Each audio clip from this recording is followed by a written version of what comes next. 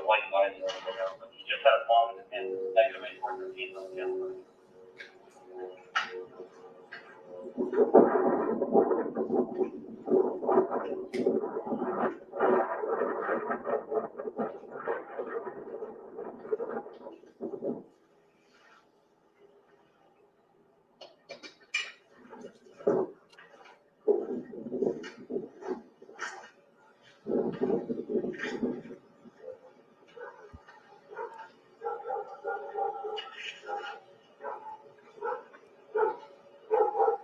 Everything else is secure.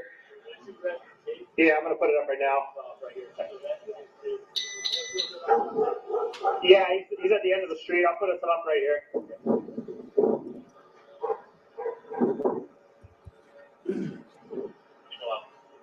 Robert 32 TV.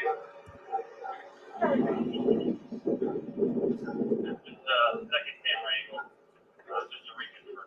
Negative 413 in his hands whatsoever. There's a phone break.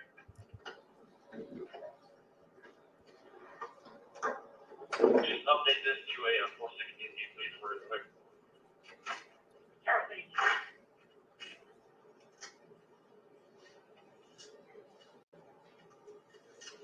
In case there is any future calls, he appeared to have orange hands on.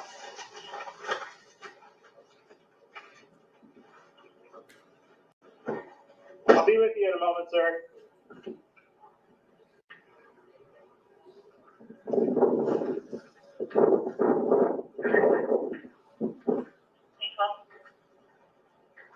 Send me the next two available units so we can make sure we have this whole thing contained. Sign that home. Hang on. Robert 34 St. Trevor. That's Frank, please. Trevor 32. Connected free. I'll give that to you for free. You need to start something.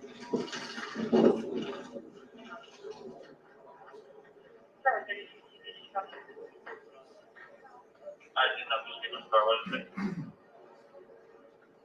She mentioned briefly ago, she said that we usually free the other two units on this call. Whatever they need.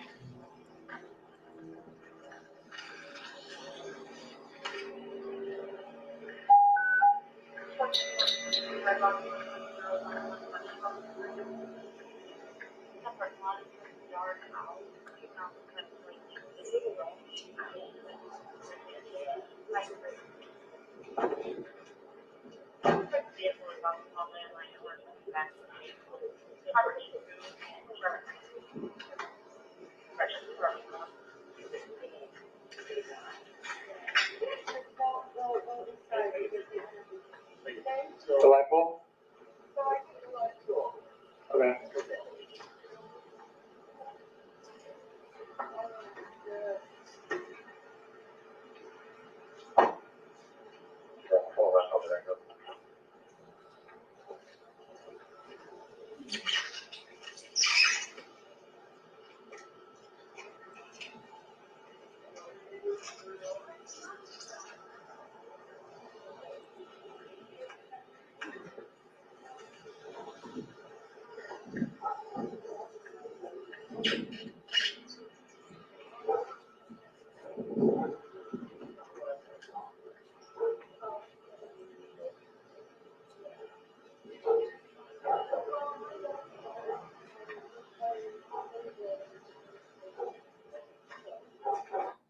Pause it here. So essentially, you kind of finished up sealing off the house. Is that right? Yes, sir.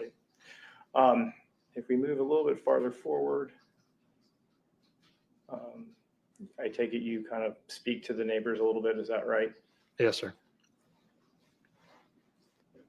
And I guess you get, what are we looking at here? Whose home are you in at this point? This is the home of the woman that you see pictured on screen now. Okay, so you maybe go speak with them briefly. Is Yes. that what, is Yes, that sir. what you do? Yeah.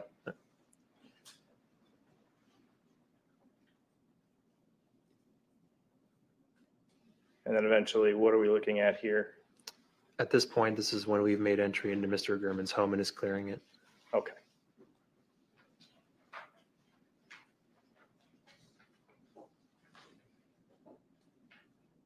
And what are we looking at here? This is the garage of the woman's home that I previously mentioned. And why are you in there? I'm with her husband, and I was attempting to assist him in operating his video surveillance system to possibly obtain footage of the red vehicle that they had mentioned. Okay. Thank you very much. I have no further questions for this witness. Cross-examination? Yes, thank you.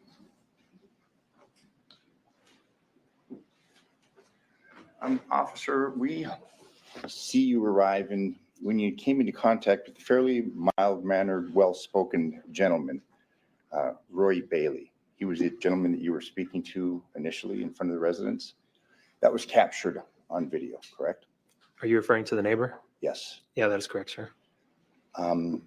It's Metro's policy that you wear body cam, and that as a patrol officer, and that when you have civilian contact, you record it. Fair to say? Yes, sir. In this case, he was not the subject of an investigation, the target of an investigation, but nonetheless, we have your contact with him captured, and we had the benefit of viewing that this afternoon, correct? That's correct. You arrived a little after 5:30 on this date, September 3rd, give or take. And trust me, it's not a trick question. I mean, you can see up here we have a time later on, but you arrived right around 5:30 in the afternoon, September 3rd. 5:30 in the afternoon? Yes. Robert, that's Zulu time. What would that be in normal people's time? I don't know the conversion, but Fair it enough. is Zulu time. Okay. Point being is you come into contact, and you were the first recorded law enforcement that we know of, correct? And that's captured on the body cam. Yes, sir. I was first to arrive on scene. We don't know what proceeded prior to your arrival, correct? No, sir. It's on record, that's recorded, fair enough. And we have you securing the scene. It says 17:46, but could you give us what time that would be in body cam time?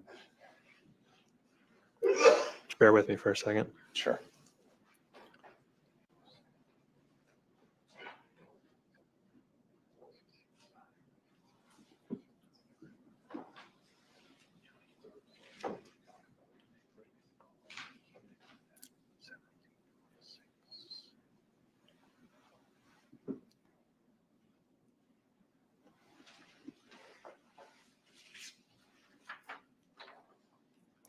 That would be the time that you previously mentioned.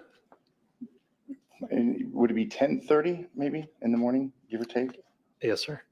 Okay, and I have no reason to contradict your recollection or your review of the time. I'm just trying to make it clear, and so the record's clear. From that point forward, we have the benefit of body cam. Interactions are captured, the scene is captured, things of that nature. Fair to say? Yes, sir. And you secure the area about 10 minutes after you come into contact with Mr. Bailey, the neighbor. Yes, sir. Thank you. I have no further questions. Would you redirect? No. Thank you very much for your testimony here today. You may step down. You are excused from your subpoena. Thank you for being here today. The state may call their next witness. We'll call Sergeant Bradley Freese.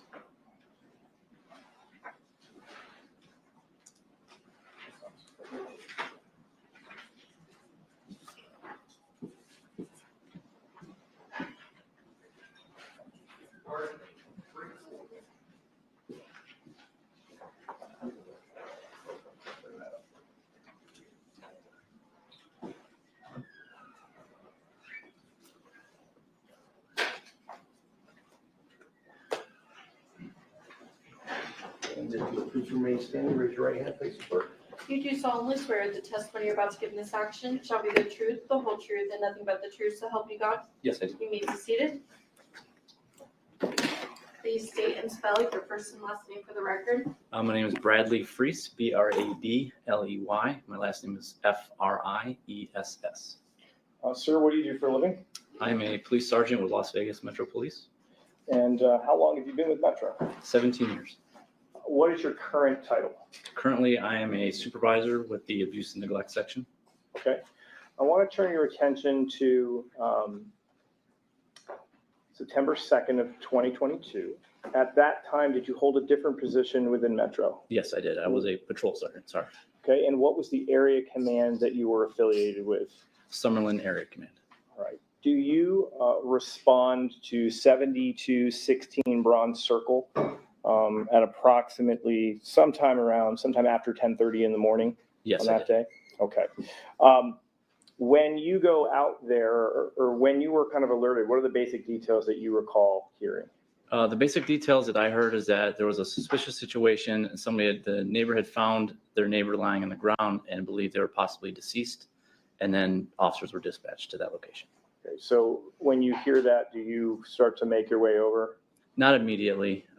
Generally, I will wait to get a confirmation or something like that. I'll start heading that way, but depending on who else is, if there's other supervisors, I may or may not head that way right away. Do you ultimately do that in this case? Yes, I did. Okay. When you do arrive, is there any crime scene tape put up that you can remember to help preserve the scene? Yes, there was crime scene tape and marked police vehicles at the end of the cul-de-sac, blocking off any vehicles driving down the cul-de-sac, as well as at the home itself, there was some crime scene tape. When you arrive at the scene, who appears to be outside? When I arrived there, the only people that I remember seeing were other officers that were there.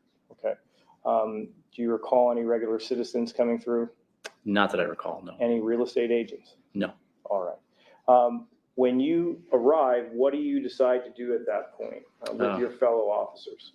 When I first arrived, we needed to make sure that there were no additional people inside the residence that needed assistance. So we cleared the residence, make sure nobody else was inside the home. And then after that, we started to stabilize, make sure everything was preserved for detectives to respond.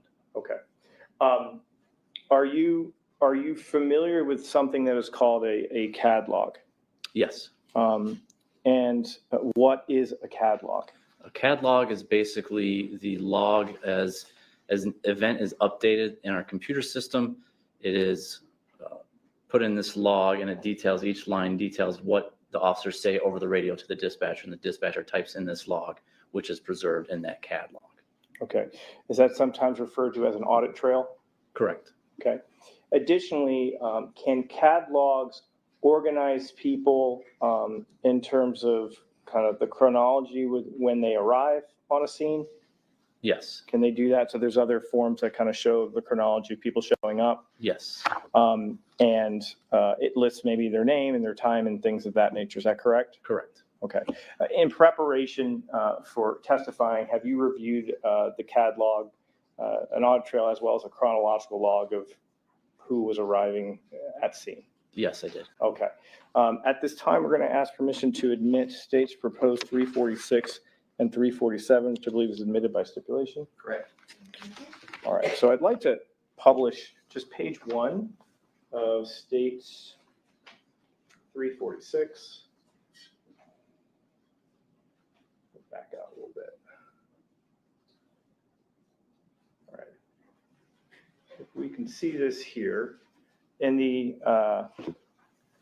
upper left-hand corner, it lists an address. Is that the address that you guys kind of respond to? Yes, sir. What does cross slow mean in the middle here? What's that signify? That is the closest cross street with that particular address. At the bottom here, or at least the middle here, it says create, and it says 9/3/2022 at 10:33:31. What does that signify? That is the date and time the event was created. Okay, and so there's an event number that's associated with this. Is that right? Correct. What is an event number? The event number is how our police department logs and catalogs anything that's associated with a particular event, whether it's a car stop or a crime or anything like that. Okay, so if someone calls 911 at the beginning of the day, maybe that's the first event of the day, and it just kind of goes on and on and on. Correct. Is this the event number up here? Yes, it is. Okay. Now, I want to, you mentioned that the create date was at 10:33:31. When you look at this first entry here, is that kind of what it's signifying here? Yes. All right. The next entry here says, can you, this is in shorthand, but can you interpret that for us? Sure. Conference with medical. PR found neighbor on ground on side yard covered in blood. appears 419. What does PR mean? PR is a person reporting. Okay, and what does appears 419 mean? Appears 419, 419 is our radio code for dead body. Okay. We look here and we start seeing at this entry at 10:34:38, it says unit LV2V6TV stat AS. What does AS stand for? That stands for assigned. Okay, and what is that unit, kind of those numbers and that symbol, LV2V6TV, what does that mean? So the LV is just, the actual call sign is the 2V6TV. And what that stands for, 2 is the shift indicator, 2 is day shift, 3 is swing shift, 1 is graveyard. V is a particular sector beat that unit is responsible for. And then the 6 is that officer's assigned number, whether 1 through 6. And then TV is short for tactical vehicle. We go to 10:34:44, it indicates dispatch LV/2V13 officers LV Mariscal Anthony. What does that mean? That indicates that 2 Victor 13 Officer Mariscal was dispatched to the event. Okay, and then right below that, it has that same call sign being AS, meaning assigned. Correct. Right below that, it says ER, and using that same call sign of Officer Mariscal. What does that mean? ER means en route. Okay, so as we kind of look at this log, we'll see a different call sign a little bit lower here. That means that Officer Tyler Burgess is being assigned at 10:34:51. Am I reading that essentially right? Yes, sir. And then we've got another entry down here. What does this mean? It says neighbor male, approximately 50 years old, negative breathing, meaning not breathing, changed colors. Okay, so the call sign for Officer Mariscal was 2 Victor 13, correct? Correct. When we look at page 2,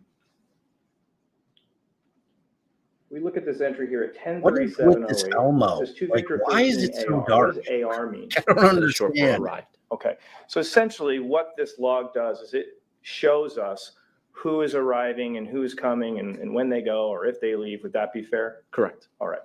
You've had a chance to also review the 31 page, and I'm publishing 347, this chronological log of officers and law enforcement personnel with Metro that responded to the scene. Is that correct? That is correct.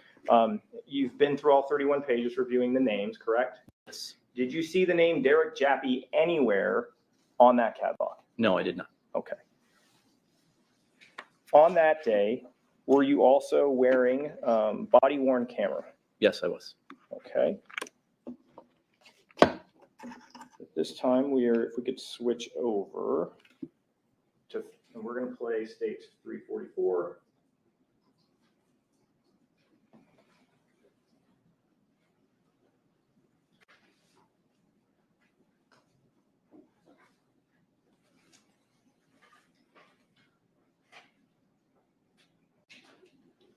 So is this your body cam, sir? Yes, sir.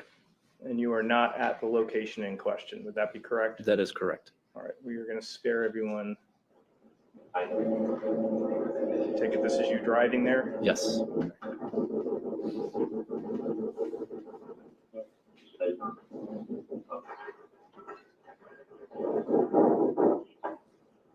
So we're resuming at 20 minutes and 5 seconds.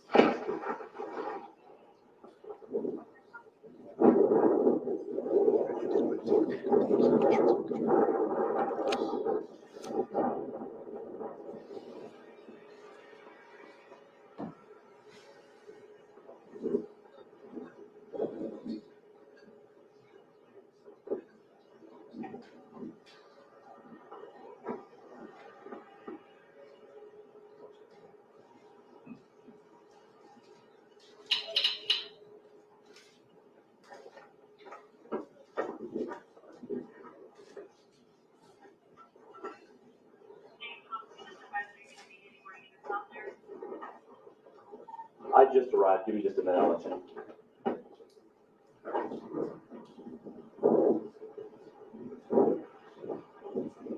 How many do you have in an office though?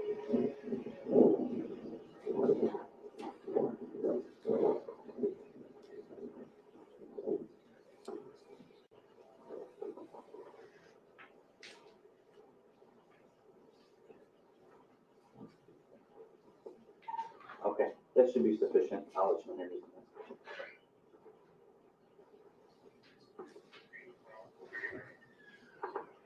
Go ahead, sir.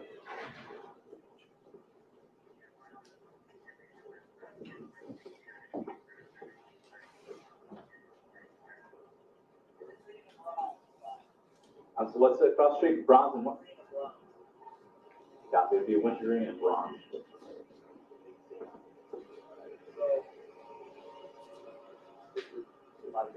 Okay. Fair amount of blood, probably from eliminate there, we're not sure. Okay. Maybe said, today, or yesterday, saw a reddish be parked here, can't really describe it that well, so the garage door is open about 8 o'clock, goes outside, that should be gone, garage is still open, can't get a hold of this dude, didn't know where he's at. So neighbor goes in, closes the door, closes the garage. Okay, so it should be unlocked. Okay. That's it, no family, no other, no inside, and, no animals. So that this dude is a crime reporter for the RJ, so, Okay. that's what we're at. Okay. All right, so we're going to the garage door? I gotta look it up. Okay, all right. Yeah. You got a set of gloves? I got a new set. Let me just stop for 1 second. You've been doing this for how long? 17 years. I take in your 17 years, you've been to a lot of scenes. Would that be fair? Yes. How would you describe this? Is this a dynamic or more like a sterile scene? It's not a dynamic scene, but there are still some unknowns for us, so it's not quite static yet. Okay. And so, but I guess you've been to scenes where there's like lots of people running around and people coming out of the woodworks to kind of offer opinions about things they've seen. Is this really one of those scenes? No. Okay. Just resuming play.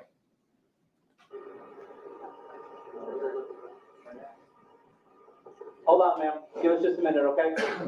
Yeah, we're gonna move it right now. We're gonna go in and make sure nobody's like, hang out over there for us, okay? Why are you asking her to do that? Why are you asking her to stay on the other side of the street? Just to kind of maintain the integrity of the scene where we have, because there's only limited resources there. We needed to make sure we went into the home safely, and I don't want somebody else kind of drawing our attention elsewhere. Understood. Before you go in, make sure everybody's ready, so hold on. Good? All right.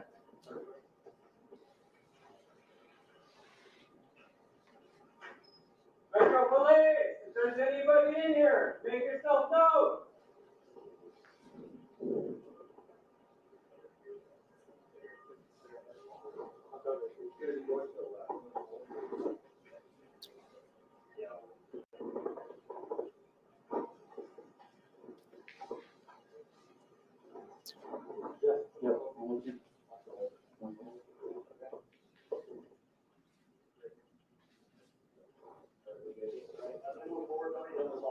Okay.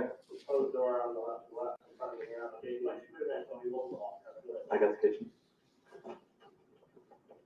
Okay.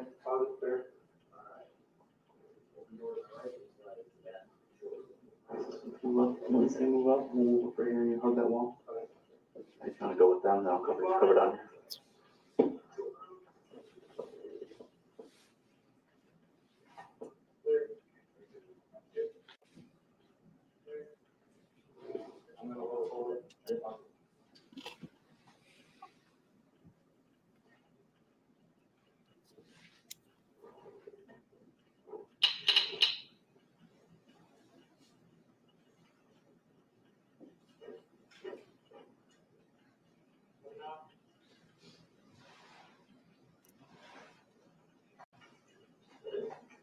It's got a kitchen back here. You guys ready? Yep. The kitchen kind of looks like it's closed off to the right, and then so it wraps up around to the left. So I'm just gonna push through.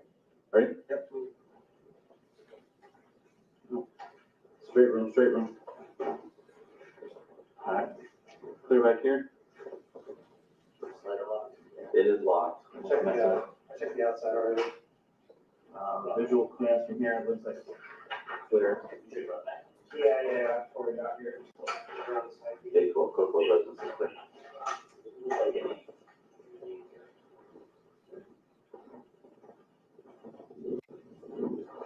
All right. Any sign of a struggle or drawers open or anything like that in there? I don't know what you guys saw. Okay.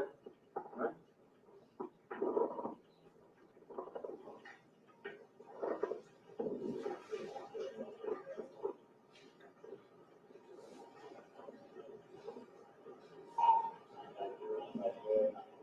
Yeah, right here. The only thing is this, the gravel is slightly disturbed right here. Right here? Really right Oh, there. yeah. Gravel.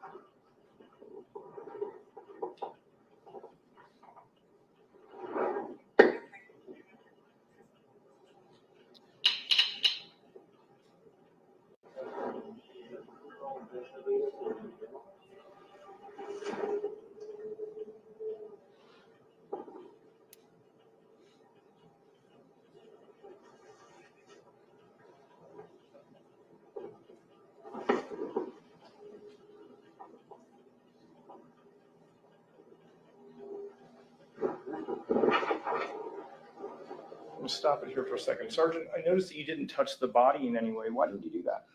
Because at this point, I don't know what we have. I don't know exactly what happened. So I'm not going to touch anything in case there's anything of evidentiary value. I'm allow detectives to come out and they can do that.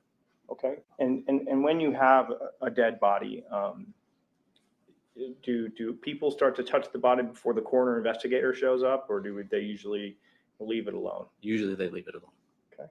Resuming at I 27:12. couldn't see real well. You said there is a cut on his neck right there? Looks like on the left side. Yeah, like by the shirt there, where the shirt's kind of like a hole in the shirt there?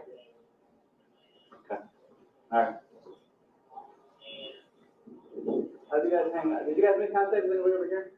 When you guys knock on the door, see if, anybody's there, anybody's trying to. Okay, yeah, I'll talk to him, and then I'll have you just hang out over here. Well, somewhere over here, so we'll just don't let anybody come over to the body. I already talked to her. I already got her. Yeah. I didn't see cameras. Hey, when is,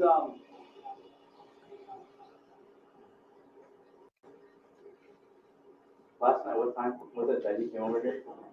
We said December 1. Okay, around 8 o'clock-ish. How does he know this guy? His neighbor? For an issue, he said he came over, yesterday. Not, it's okay. But I can get back this morning. And then, that's fine. Pause it here. Move forward a little bit. So you essentially walk out past Bronze Circle. And then who is this individual here? That is my lieutenant. Okay. Resuming at 31:20. Oh, okay.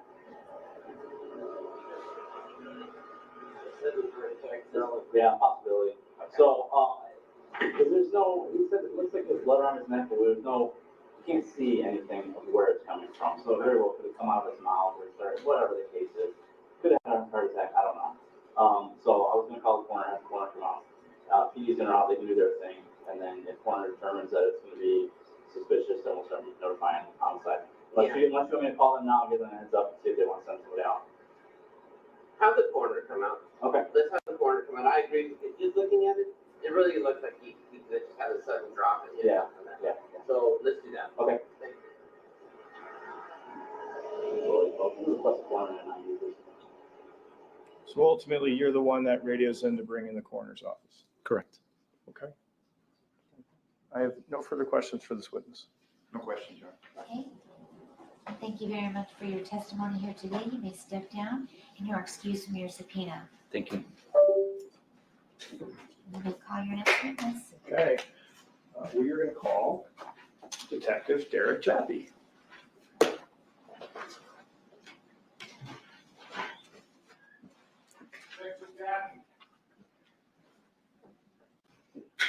This guy has to realize his life is over, right? I mean, he's just got to know. Okay.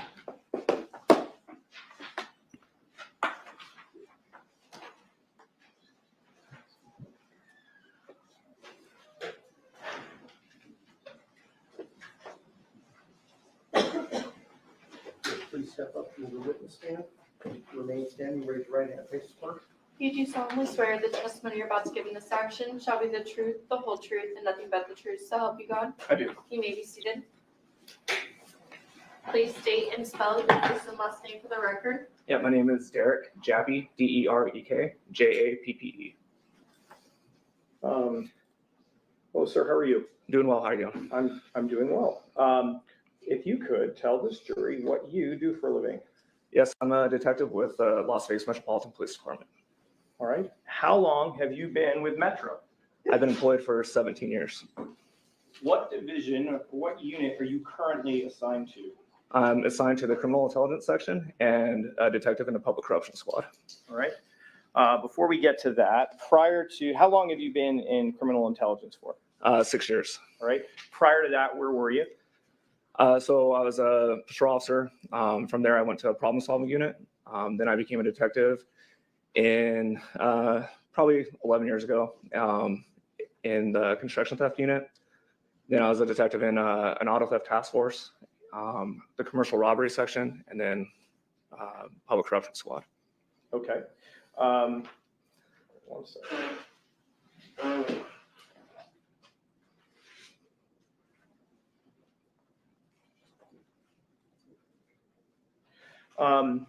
All right. So tell us a little bit about what Criminal Intelligence Public Corruption Squad does. Yeah, so we investigate anybody that holds public trust. If you're in a position where the public should trust what you're doing, we would do those type of investigations. All right. So you've investigated public officials in the past? Yes, the type of people that we investigate are typically police officers, lawyers, judges, politicians, things along those lines. All right. I want to talk a little bit about someone by the name of Robert TELLES. Do you know Robert TELLES? Yes, I do. Do you see him here in the courtroom today? Yes, I do. Could you please point out where he is and describe an article of clothing that he's wearing? Yes, this gentleman over here wearing a gray suit. Okay. What sort of color shirt is he to the far right. All right, let the record reflect the witness has identified the defendant. So if we could, tell me a little bit about how you get put in contact with the defendant. In the beginning of March of 2022, through my chain of command, I was asked to contact Mr. TELLES, reference information that he had, or that he believed that there was corruption that was taking place within the probate court. Okay. And so that is approximately 6 months before Jeff Gehrman dies. Is that correct? Correct. All right. At that time, what position did Robert TELLES hold within Clark County? Yes, he was the elected public administrator in Clark County, Nevada. All right. When you meet with him, do you meet with him in March? Yes, I do. All right. And when you meet with him in March, is it in person at first? Is it over a phone call? How does it work? Initially, it was a phone call. After the phone call, he briefly discussed the allegations that he had through his own investigation. From there, he sent me an email outlining his investigation. And then a couple days after that, we met in person to further discuss what his investigation showed. Do you remember the date that meeting occurred on? I believe it is March 6th or March 7th of 2022. Okay. So if you could, who did Mr. TELLES allege was doing something inappropriate in the world of public administration? It was Compass Realty and then employees within Compass Realty. Okay. What did he say Compass was doing with people who pass away who don't have wills? There's multiple allegations that Mr. TELLES is claiming. Some of those allegations were that Compass Realty was not notifying the next of kin that they were taking possession of their residence. Secondly, that they were filing false documents to the court, not showing the actual value of the residence, as well as we're selling the residences to employees of Compass Realty, which would be a violation of that statute. Okay. When Mr. TELLES brought this information to you, did he provide supplementary information to back up some of the things that he was telling you about? Yes, he did. Okay. when he came to you, did you take his allegations seriously? Yes, of course. All right. If you could, tell us a little bit about what happens when someone dies. Let's just use an example of a house. So, because you investigate all this for a while, would that be fair? Yes, it is. Okay. So when someone dies, and let's say they own a house and they don't have a will, what kind of happens to the house?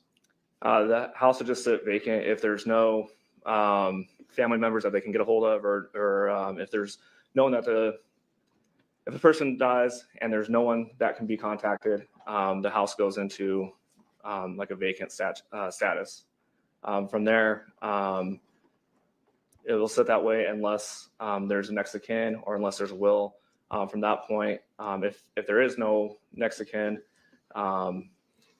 it just stays empty. Okay, so do you have an example? Let's say the police enter a home and they find someone's passed away inside the home, and they determine that this person doesn't have a will. Is there someone that the police would contact to get them involved with administering this estate? Yes, if someone passes away inside their house and police are notified, we would contact the public administrator's office to come take possession of that residence. Okay, and then at that point, they would take over and engage in the process, let's say fixing up the home, and then ultimately maybe reselling it to set up proceeds for next of kin or something along those lines. Correct. Okay, but is there another scenario where, let's say, the public administrator's office is not informed, where a private real estate company could somehow insert itself? Yes, from my understanding, if someone passes away and they're not inside the residence and there is no next of kin, then that house, as we say, sits vacant. When it sits vacant, either there's liens put on the house through various utility companies, or there are delinquent taxes, things along those lines, which would notify realty companies or probate lawyers that the house is vacant. So essentially, the bills start to pile up. Correct. And if a real estate company is watching liens being filed with court systems, they can learn, oh, we potentially have a vacant house. Yes. At that point, can a company file something with the court to become an independent administrator, independent of the PA's office? Yes. Okay. And is that essentially how Compass's role fits in, inserting themselves as an administrator? Correct. And it could either be an independent administrator or a summary administrator. Okay. And generally, what's the difference? The difference is the value of the profit that would be made. If it's less than $300,000, then it'd be a summary administrator. If it's more, then it'd be an independent administrator. So if you have a home that's under $300,000, how much oversight is there compared to a home that's worth more than $300K? There's a lot less oversight if it's less than. And so essentially, Mr. Telles is reporting to you that he believed that Compass was stepping in on these homes where the bills are piling up, and they are essentially selling them, not notifying next of kin, and making a profit by selling it to other employees of the company. Yes. In general. Okay. Okay. So you take it serious. Do you take steps to see if you can corroborate stuff that the defendant is telling you? Yes, I did. Okay. Do you examine county recorder sites? Yes. Do you examine the courts, like the 8th Judicial Court website, to see what is being filed in open court? Yes, that's correct. Do you examine to see when, let's say, Compass Realty were to take over a home, whether or not they'd hold on to the house or flip it really quick? Did you look into that? Yes. Not only the immediate purchaser of the house, but we even went, and if the house was sold multiple times after that, we looked into the people that purchased the house, if it was sold 2 to 3 times in succession. Did you take steps to subpoena bank records? Yes, we did. Okay. So you're doing that. I want to talk about the notification part too. Did you have a chance to study the Nevada statutes that govern notifying next of kin when these situations pop up? Yes. Okay. Do you know something? Have you ever heard of something called certified mail? Yes. Could you tell this jury what certified mail is? Certified mail is if you're going to send a letter to someone, it has a form on the front of it. Once the letter gets delivered, whoever accepts the letter signs for it, saying that they received this letter, and then that gets, in most cases, sent back to the person who sent the letter to let them know that it has been received. Okay. when you examine the statutes regarding this process, some company or person coming in to be an independent administrator, was there a requirement in the statutes to have something like certified mail? No, there is not. Okay, so in a certified mail situation, whoever gets the notification would have in theory had to sign it, and then you'd have proof like, hey, I have their signature, they were notified, right? Correct. But the laws on the books didn't require that in this scenario. Correct. Okay, so when you started looking into whether or not people were notified, what were kind of the results? There are mixed results. Meaning what?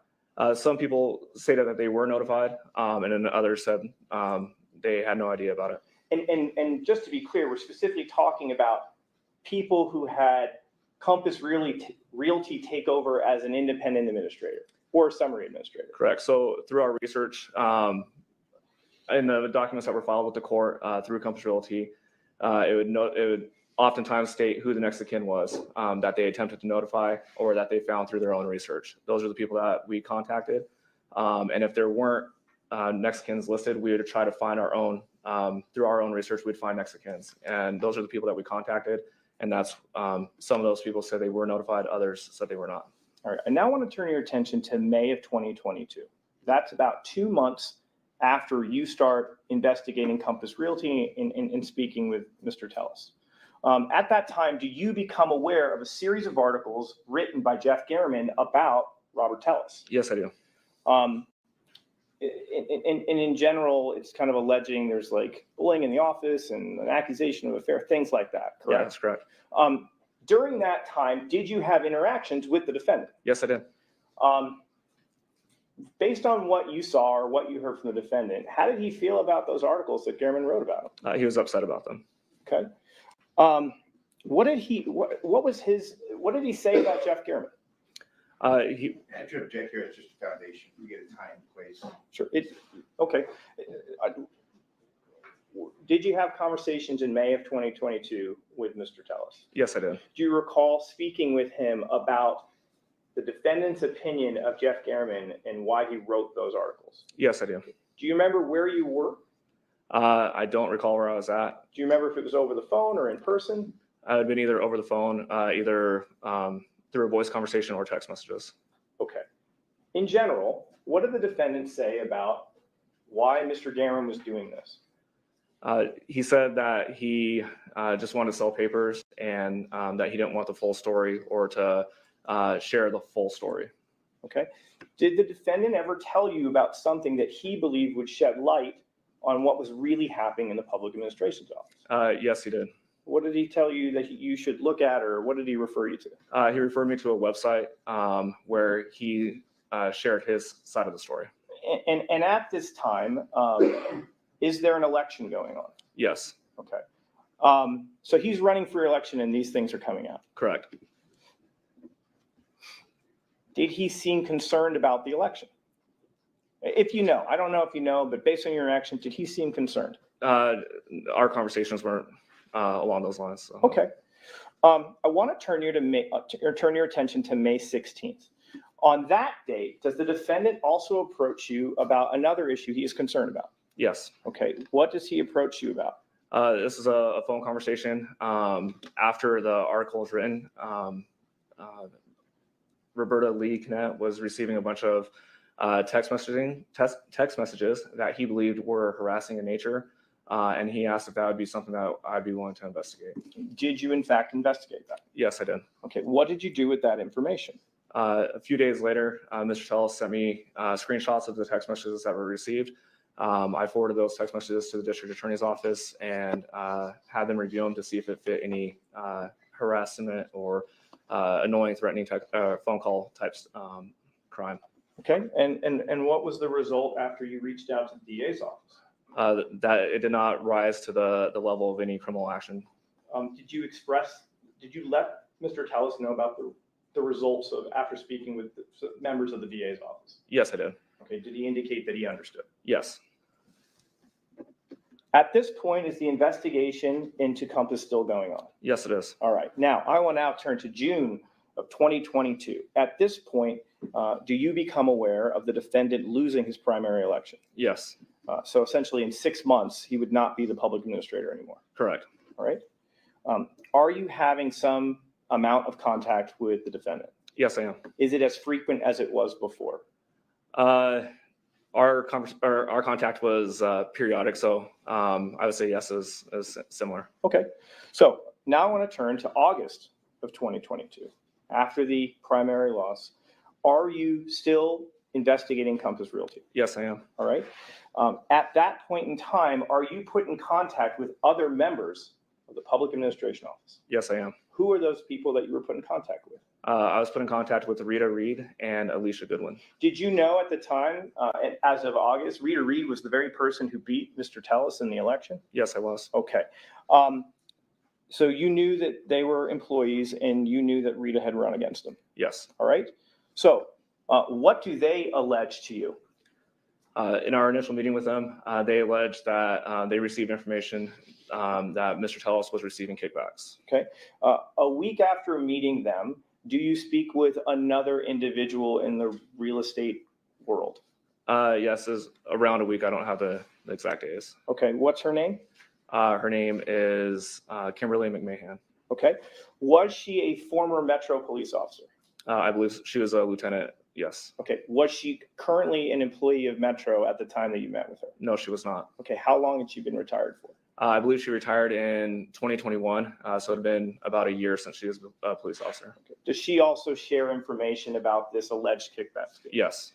Okay, so what is the allegation? So how does the kickback work in this scenario? Because he's the PA, so it's got to be a little different than the Compass thing. So what's the difference? Yes, so the information I received is that through the Public Administrator's Office, when they take possession of the home, and that home is ready to be sold, they have the ability to pick whatever realtor they want to sell that house. The allegation was that historically, the Public Administrator's Office would use multiple realtors, and it'd kind of be like on a rotating basis of how the houses were sold. The information I received is that Mr. Tellis approached Ms. McMahon while they were selling one specific house and asked to receive 30% of the commission that she received. When a realtor sells a house, through our research, the buyer agent and the seller agent usually receive between 3 to 3.5% of the total sale of the house. So the total value from this realtor would be 7%. And Mr. Tellis stated that he would continue giving them houses to sell if he got 30% of that 7% of the commission. All right. So now, detective. So we got one guy saying this company's doing this, and now you have other people accusing the very guy who came to you of doing something inappropriate. Detective, as a police officer, do you just pick and choose at this point which one you want to do? No. Please tell us, how do you handle a situation like this? We investigate both simultaneously.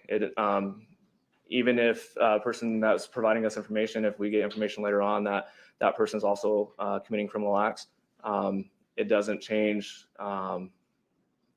It doesn't change our focus. It doesn't change the ability to still investigate both criminal activities at the same time. So you have to follow the evidence. Yes. Okay. So at this point, in August of 2022, do you then start to investigate the allegations raised against Robert Tellis? Yes. At the same time, in August of 2022, are you investigating the allegations against Compass Realty? Yes, I am. So what sort of steps do you take to see if what Rita Reed or Alicia Goodwin are saying, to see if it makes any sense? What sort of things did you start looking at? Similar to the investigation from the information we received from Mr. Tellis, we did a similar thing. So we had names of multiple realtors that the Public Administrator's Office had been using, specifically since Mr. Tellis took that position as a public administrator. We looked into the houses that they have sold since, like I said, he took office. And we're able to see a pattern of multiple realtors being used. And then from the time that Ms. Mahan said that the house was taken away from her, it seemed like the houses went specifically to one realtor. That realtor, based on our research, didn't sell many houses before he met Mr. Tellis. And then after he met Mr. Tellis, the amount of homes that he sold specifically for the Public Administrator's Office substantially increased. Okay. So do you take steps like, I don't know, collecting people's phones and things like that? Yes, Okay, you do records requests and things of that nature. correct. Do you subpoena bank records as well? Yes, And additionally, do you apply for and acquire what's called a pen register? yes, I do. What is a pen register?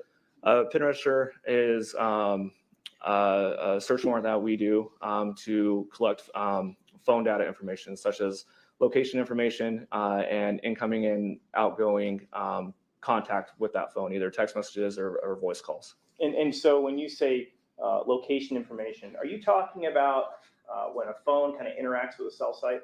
Yes, And sometimes are those referred to as historical phone records? correct. Because we're trying to see where a phone is geographically when it's interacting with a tower. Yes, Okay, so you get information like that.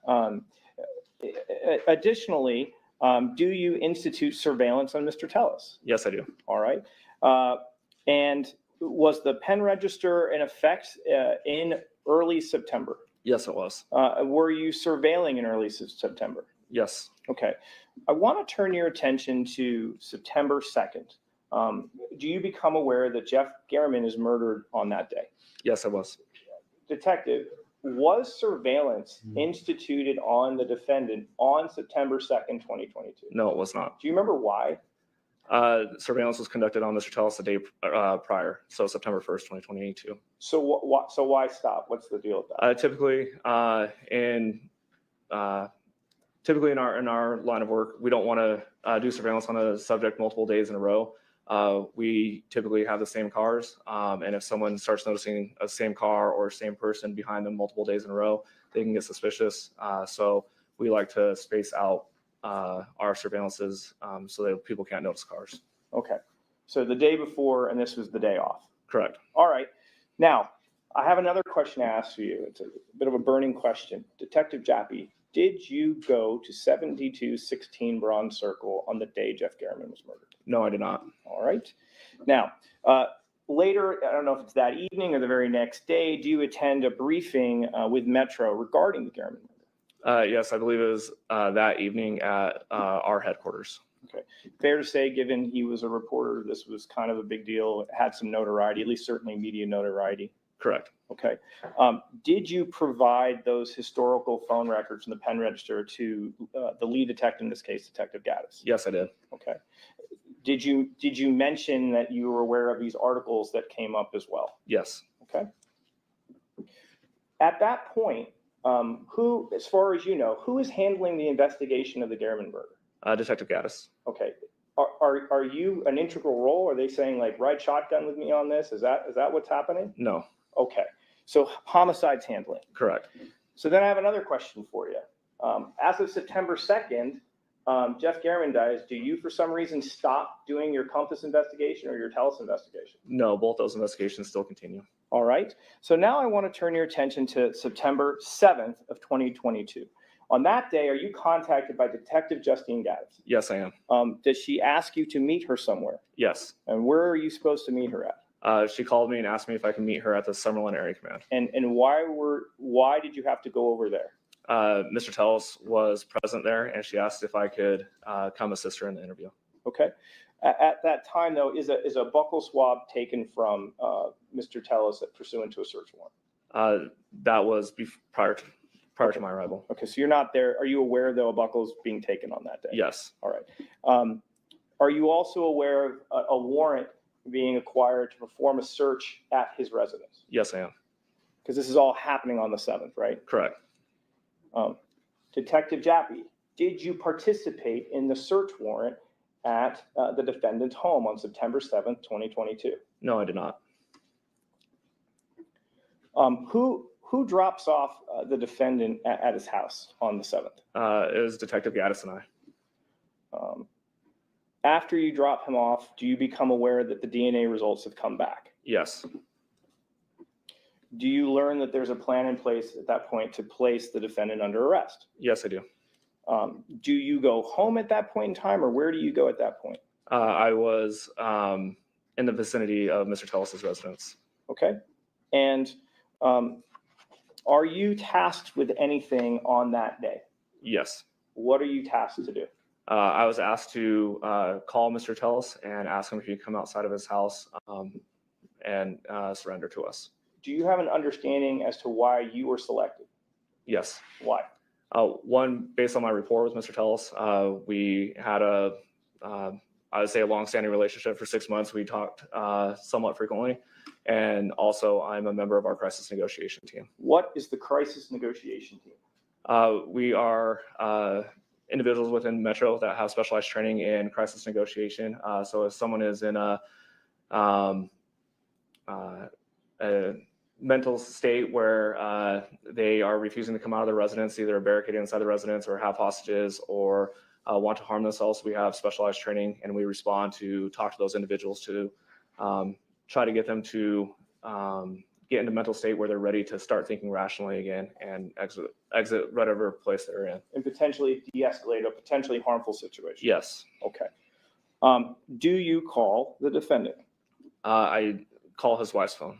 Okay. Oh, and by the way, how many years have you been a member of the crisis negotiation team? Approximately 6 years. I started in 2016, but I had a 2-year break in between. So you call his wife's phone. Do you eventually get the defendant on the phone? Yes, I do. How long do you spend talking with Mr. Telles? In total is about 2 hours. Okay. Does he say anything to you that expresses that gives you a concern about his personal safety? Yes. Okay. What does he say that brings you that concern? There's multiple statements that he wasn't thinking clearly, and that he was thinking about hurting himself. And then it progressed to where he was telling me that he could not exit the residence because he was stuck in his tub.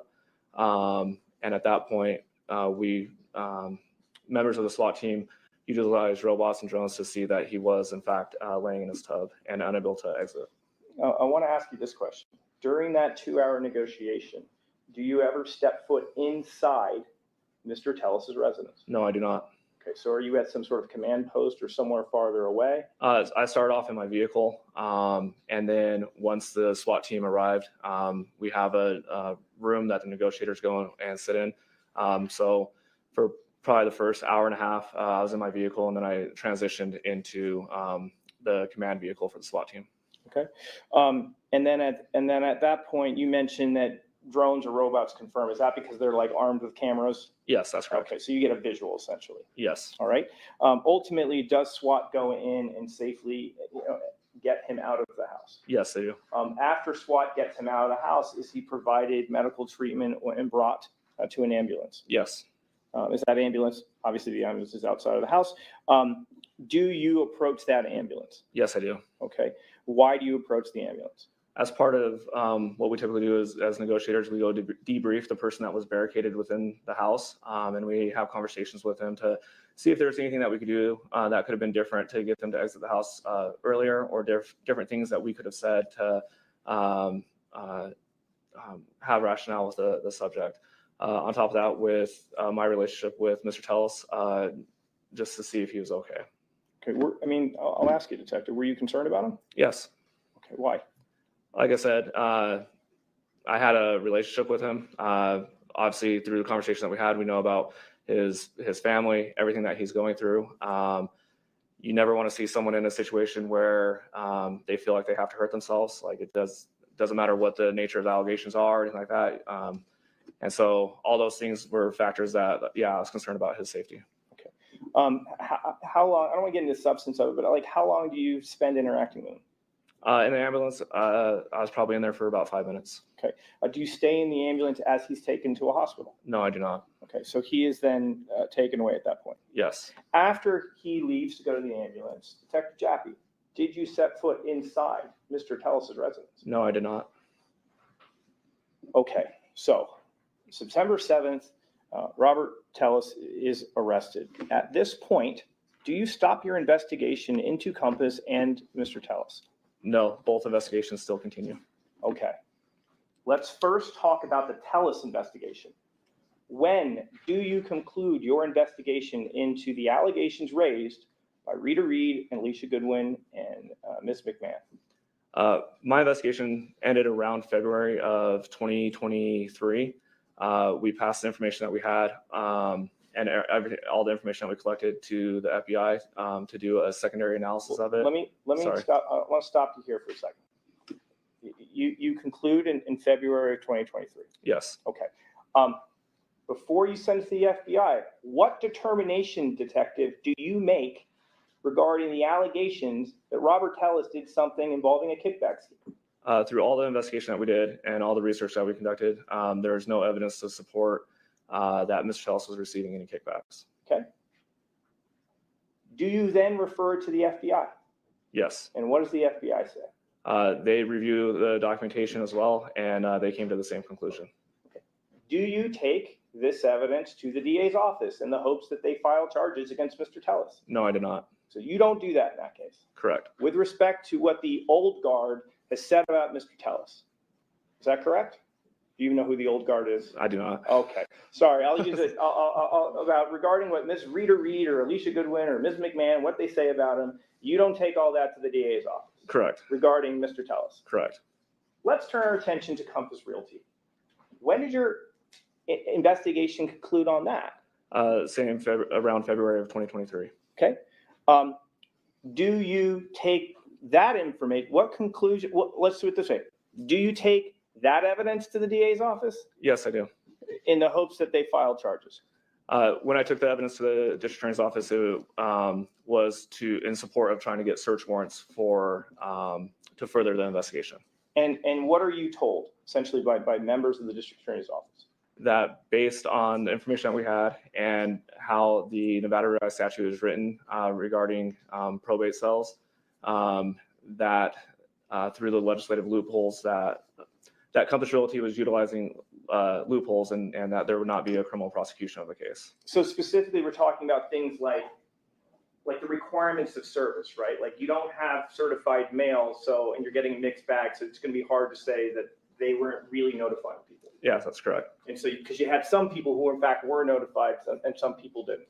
Yes, and then in regards to filing the false documents to the court, oftentimes the employee of Compass Realty did provide who the home was sold to and the company that it was sold to, and there was no further questions from the court about it, but they did provide the documentation.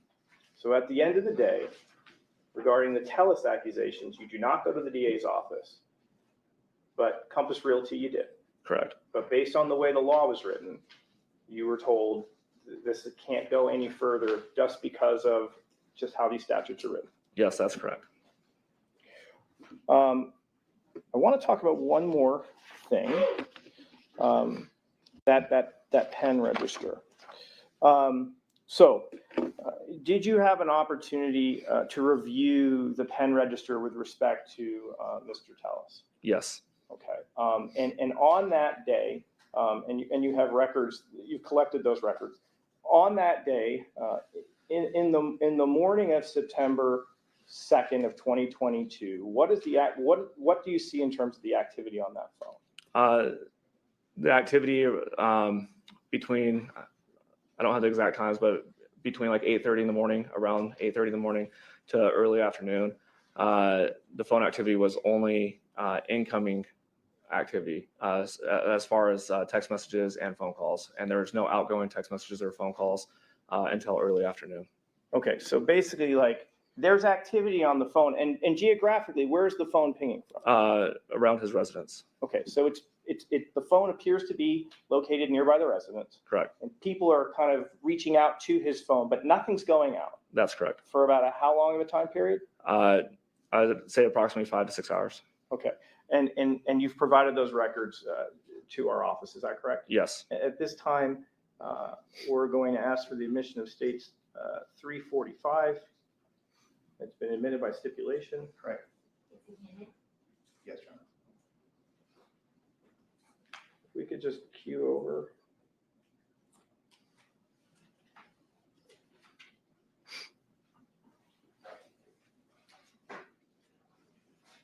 So, that's super weird. It's because I have to slide it over here. I apologize. Let's do this with this. Voila. It's magic. Okay, this is gonna, I'll have to look over here. Sorry, this is a little harder for me to do. Okay. what are we looking at in this first column here? Do you know? The first column is just the case number that our technical and analytical section assigned to it. And what is this? What is this second column indicating? The second column is the target phone number, so the phone number that the PIN register is provisioned on. And for the record, I opened up a file that was entitled 702-533-1858 CDRs. Correct. Okay. What's in column D? The date of the activity. Okay. So tell me this. So what time did you say roughly this starts at? I said approximately 8:30. It looks like it's 8:45 hours. So 8:45 in the morning was that last. I'm sorry, 08:48 in the morning was the last outgoing text messages. Okay. So that's entry. I'm sorry, it's just really hard for me to see. I apologize. No. So eight at entry number. What is that entry number with the outgoing text? The only thing I can see is it ends in 56. Oh, it's cut off on your screen. So is it 45556? And it's a text in column H outgoing, correct? Yes. And it's sent to 6728556. Is that right? Yes. Okay, that's outgoing. The next couple entries below, the next two are incoming, correct? Yes. What is the significance, though, of outgoing data? What does that mean? So through my training experience, data sessions aren't reflected with the accurate times on through phone records. We're taught not to rely on data sessions.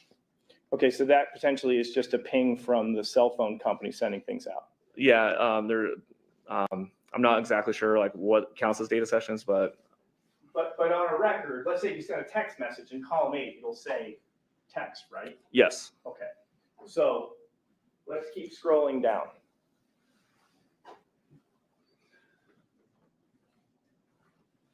So if we look at entry number 45568 at 9:16:01, there seems to be an incoming text, correct? Yes.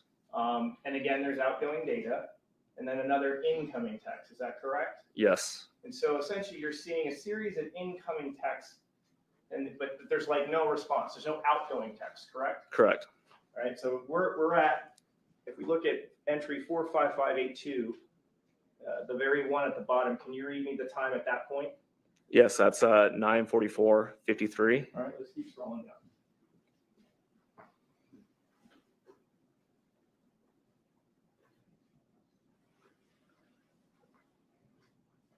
So again, are we seeing kind of a toggling of incoming text message and then these outgoing data kind of notations, correct? Yes. Please tell me what the last time on this entry here is. 10:16:31. And I know it's cut off, and that's entry number 45597 for the record.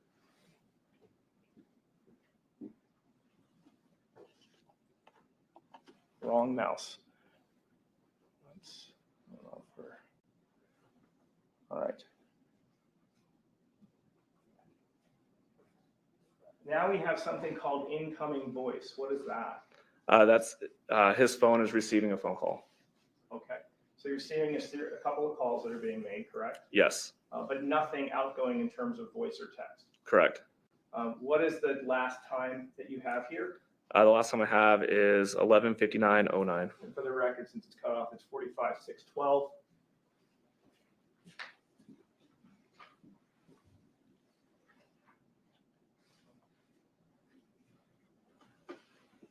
Looking at here, again, we're not seeing anything outgoing in terms of voice or text, correct? Correct. But there is an incoming voice at the end, is that right? Yes.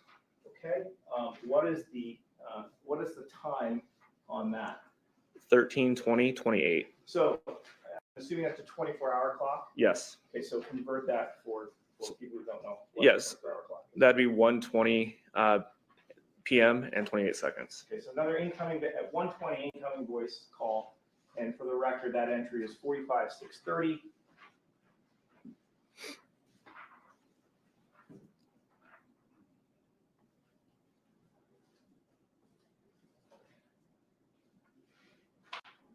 see. Again, are we only seeing incoming text at this point? Yes, I believe so. All right.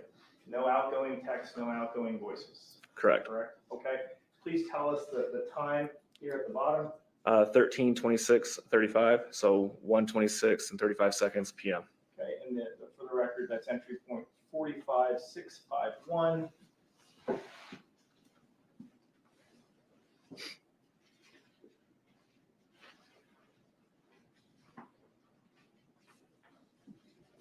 And now I want to turn your attention to the third entry from the bottom. The entry is 45658 at 14:05:49. What do we have there? We have an outgoing text message to 702-325-2821. So that means he sent a text, or his phone sent a text message to that number. Please convert for this jury what 14:05 translates into in a normal 12-hour clock. As 2:05 and 49 seconds p.m. Okay, so from 8:48 a.m.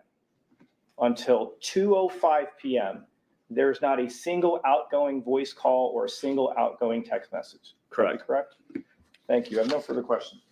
Also, Sam, we probably need to take a break. Okay, we're going to take a recess. During this recess, you're admonished not to discuss or communicate with anyone, including your fellow jurors, in any way regarding the case or its merits, either by voice, phone, email, text, internet, or other means of communication or social media. Read, watch, or listen to any news or media accounts or commentary. Do any research, consult dictionaries, the internet, or reference materials. Do any investigation, test a theory, recreate any aspect of the case, or in any other way investigate or learn about the case on your own, or form or express any opinion regarding the case until it's finally submitted to you. We'll be in recess for 15 minutes. Thank you. Thank you all. Ronnie, correcting jury, please.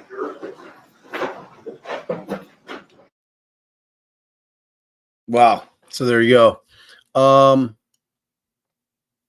Yeah, this judge takes a lot of breaks. Seems like what have we been going? We got back at time was it? I can't even remember what time was it. 3:30 our time, I think. 3:15 our time. Is that when we started back up? Yeah, I don't know. It seems like the state's getting close. That they're getting close to wrapping. Like, I wouldn't be surprised if they wrapped after this witness, to be honest with you. Like, I just, like, chronologically, they're at the end of the story. So I don't know. They've got in all the evidence. Yeah, I know, Spitfire. Like, I think that had something to do with a witness that was being called was not there or was not ready. So it's been a fast trial in terms of there's been, I don't know, like maybe 2 sidebars, almost no objections from either side, almost no sidebars. And yeah, it's been a fast one. So it sounds like what the state was doing there at the end is they were trying to get in front of this whole concept of this Compass Mortgage kickback scheme, which appears to be a little bit of a foreshadowing of what the defense is going to be trying to put out there. I guess that Compass Mortgage was somehow involved with TELLES, and that there was some kind of kickbacks going on, and that, you know, after TELLES was outing them, that like, I still don't get how we get to the cops planting evidence. Like, is that a thing where they're saying that the cops are paid off to frame this dude in order to, like, how does that end up? Like, just they figure just putting him in prison stops him from yapping. Like, it just doesn't make any sense. Like, I cannot make sense of this frame up or why. Who's the framer? Like, typically there's like, we have an idea who's doing the framing and why. Like, here, I don't get it. I just don't get it. You know, it's like, they're saying that the cops framed. Yeah, but how do the realty company isn't like they have that means that they would have to pay the cops, and that the entire police department or all the cops involved are in on framing this guy. I don't know. Like I said, I've heard some pretty bad defenses before, but this one might be the worst.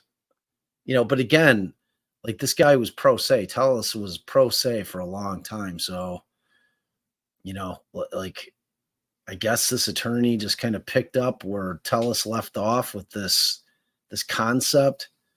And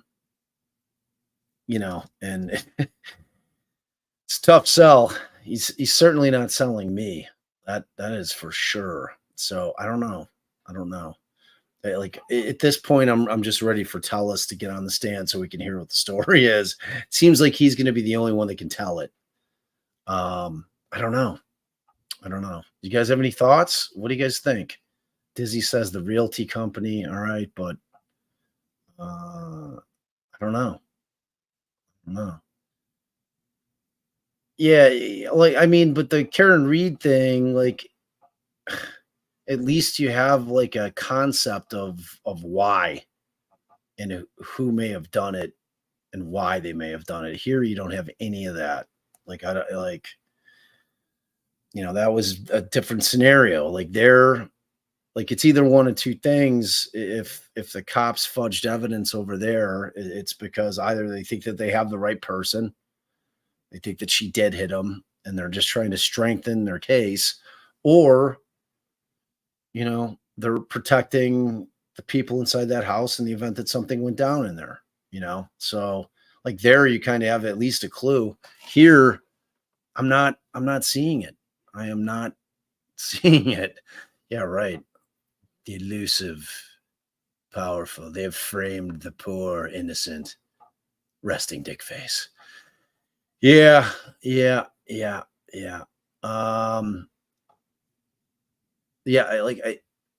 you guys think, like, I can't think of who else.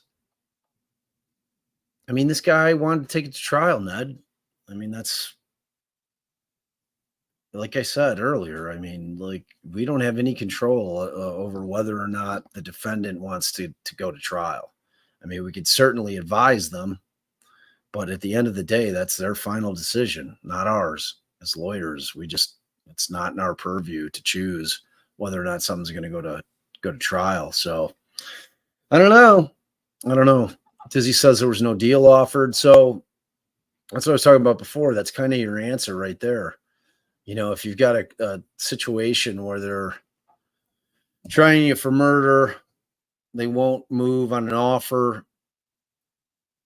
I mean, many times you could just say, well, we got nothing to lose. Let's take it to trial. Maybe they'll massively screw up their case and that's it. But here you've got such powerful evidence. And like I said, with the Tommy Randolph thing, or is it Randolph or Rudolph? I always forget. I think it's Randolph. Like he just, like, it's the same prosecutors, same office. They just do a really good job of putting their cases together. It's super clean. And, they take things to trial that they know that they have strong evidence. It's like, that's where you will always, be able to tell what kind of prosecutor's office that you're working against. If you're the defense, if they do, is it Randolph? Yeah, Randolph, right. By the types of cases they bring forward. And you also know the strength of their case, or at least what they believe is the strength of their case, by a lack of an offer. If they believe that they got somebody dead to rights and they've got the evidence to prove it, they're not going to make an offer on that type of case. It's like, had they elected to go death penalty in order to avoid the cost and time of a trial, they could have offered him life without the possibility, but that wasn't happening here. So You know, I'm guessing it was just one of those situations where he's like, all right, let's take it to trial. You know, I got nothing to lose. It's like they're already, you know, if I take the plea, I'm in for good. So I might as well take a chance. At least as slim as the chance is, there's a chance that somehow I convince. But like even if by some miracle this guy got a hung jury, which there's no way that's happening. Like I think I don't know what the time on the woman shooting the neighbor through the door case was, but that was a pretty fast verdict.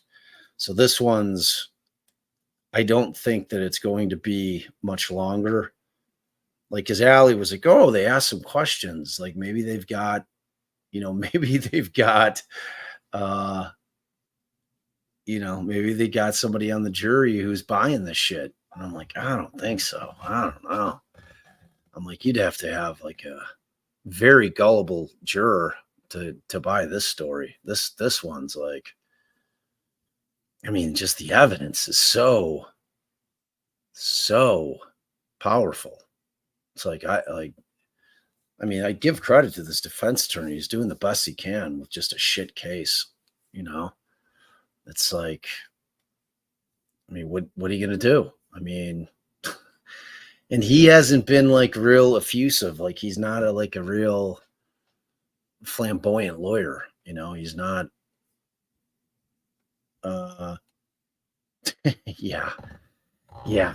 I've definitely seen people, but I mean, I think for the most part, at least based on the evidence that's presented, you know, obviously there's going to be mistakes, but I think for the most part, jurors get it right, you know, depending on the evidence. You know, and then you got cases like, you know, all the self-defense cases, which are really kind of like you just got to go with your gut on whether or not somebody was acting reasonably within the circumstances. Oh, speaking of which, I just saw yesterday old Nikolai Mew, which I covered a few days of his case. He was the Apple River stabbing guy who was surrounded by the teenagers who were, you know, taunting him and going nuts. I think he ended up getting 20. I think he got 20 years. And I think that the max there that he was looking at was 45, I think. So, yeah, he just got sentenced, I think, yesterday to 20 years for his actions in that river. And I was torn on that one. I was really torn. Like that was a tough one for me. You know, it's like, try to imagine like being like a 50 whatever year old guy, you know, surrounded by a bunch of kids that are acting like they're, you know, highly intoxicated, bullying the guy, calling him a child predator. It's like, I mean, I guess, you know, ultimately, I forget the judge had some kind of quote that, you know, after he stabbed the one kid and that, you know, he just kind of like strolled away like nothing had happened. And then instead of calling 911, like, oh my God, I just got into a thing here. And I'm like, I stabbed this kid, you know, like showing any kind of concern. And, you know, the judge hammered him, but he didn't hammer him like he could have. That's for certain. I think the judge felt a certain, then he hit out and then pretended like he didn't have, like, even though it was going, oh, what? There was some kind of stabbing on the river, you know, did that whole thing. Instead of like, I'm curious as to how it would have gone had he played it differently. Like, had he called 911 immediately, like, oh my God, like in self-defense, I just stabbed a kid or a bunch of kids. Yeah, there were bad facts, no question, Couch. But they were certainly provoking him, you know, and it's not a matter of how many people he stabbed. Like the question in that case wasn't if he stabbed them. You know, the question was, were his actions reasonable in light of what was going on? Like, was he reasonable to think that his life was in danger or that he was in danger of great bodily injury, you know, and the jury found that he was not. And I think the judge kind of fell somewhere in the middle, you know, knowing what the max penalty on that could have been. I mean, the judge made a pretty big concession considering he did kill a kid, you know, a teenage boy, lost his life. So, I didn't see it that way, Couch. I didn't see it that way. I watched that video a lot of times. He didn't really charge into that group. I think he kind of stumbled forward, like at the beginning of the floats. And I think he thought he genuinely was looking for his friend's phone that his friend had dropped in the river. So, and I think that he thought that he saw it because he bends over, and then that's when he drops his, like, whatever he had, his like scuba, his breathing tube thing that he had with him. I don't know. It was a tough case, but point being, exactly like that conversation that Couch and I are having right now, you know, those types of cases are different than, you know, self-defense cases are different because you're going to get varying opinions on what's reasonable and what's not. And that is definitely a balancing act there, you know, like I had huge debates with my daughter, my 17-year-old, not Scarlett, well, my 18-year-old now, you know, about that. And she's like, he was an old creep. Like he was just a creepy old guy, you know, which I like, that's how teenagers view anybody over 30 is that we're old creeps, you know? So it's just one of those things where, you know, you look at it and it's like, wait, what did Dizzy say? I didn't see. Oh, they're back. Has it been 15 minutes? Oh yeah. Okay. Sorry. We wouldn't want to miss any of this riveting testimony. So let's get it back up. Let's get it back up and playing. I'm going to bloop a little. Bloop, bloop, bloop, bloop, bloop. This guy's like, I can't believe I'm sitting here. Are these people all insane? Charging me with this murder. It's ridiculous. I think this guy might be like that delusional. Has basically been exonerated today. Just so we're Detective Jappy, just so we're clear, based upon your direct testimony today, Mr. TELLES has basically been exonerated of the allegation or the concern of your investigation regarding his receiving bribes or kickbacks. Yes, that's correct. This investigation was basically started by Kimberly McMahon meeting with you and giving you information, fair to say? That was part of it, yes. As a result of her coming to you, you sought a pin register, trap and trace real-time device location wherein you could follow Mr. TELLES' phone. Again, in part because of the information received by her. Correct. Long story short, the warrant that you obtained was, it makes reference to Kimberly McMahon, correct? Yes. That provided the probable cause for you to get this trap and trace device, correct? It helped the probable cause. It was the primary reason. We'll go there. Is that fair to say? Yes. As a result of this, you were able to monitor his whereabouts. I mean, maybe not to the specific inch, but pretty darn close. That's correct. You were able to monitor calls received, sent out, the metadata, not the contents, but the numbers. Correct, the phone number's out, yes. As well as the data information, the text that he both received and sent out, fair to say? Yes, phone numbers that either sent or received it, yes. Correct. You would testify concerning surveillance that had been conducted on Mr. TELLES, correct? Yes. There is a report that was generated on August 17th of 2022. Correct.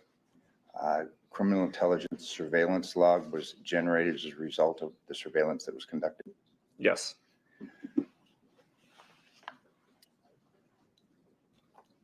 notes are taken concerning the activities of Mr. Telles.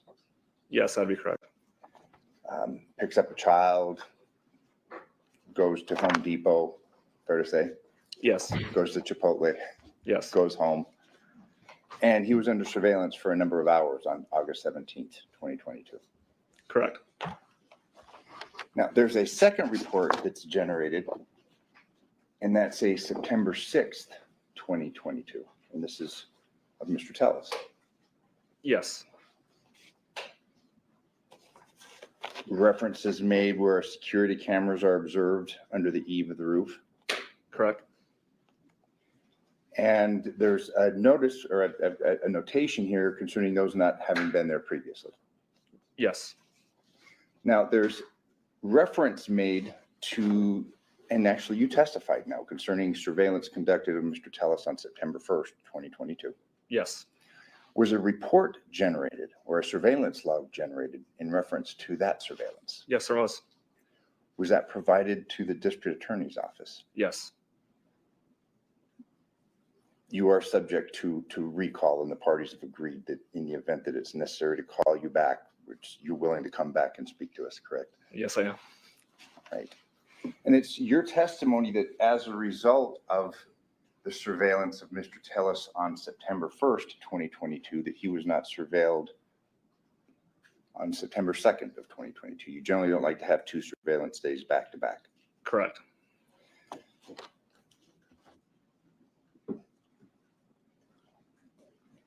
Fair to say that he was subject to surveillance from the time that you obtained this warrant and began looking at him on August 17th until past the time that the events which gave rise to this case occurred. I'm sorry, can you repeat that? You bet. He's under surveillance. First time's October 17th. I'm sorry, August 17th. He's then surveilled September 1st of 2022. Correct. And then he's surveilled September 6th, 2022. Correct? Yes, that's correct. And the events that gave rise to this case are alleged to have occurred on September 2nd, 2022. Yes, So during this time, he was subject to surveillance, but just not on this specific day, according to your testimony. yes, that's correct. From the time that you obtained this warrant in August, he was subject again to this pen register trap and trace. Yes, And that obviously covered the events as we've seen of September 2nd, 2022. yes, it did. At no time during this course of events, to your knowledge, was he made aware of these things Correct. or these efforts on your part, fair to say? Yes, very fair.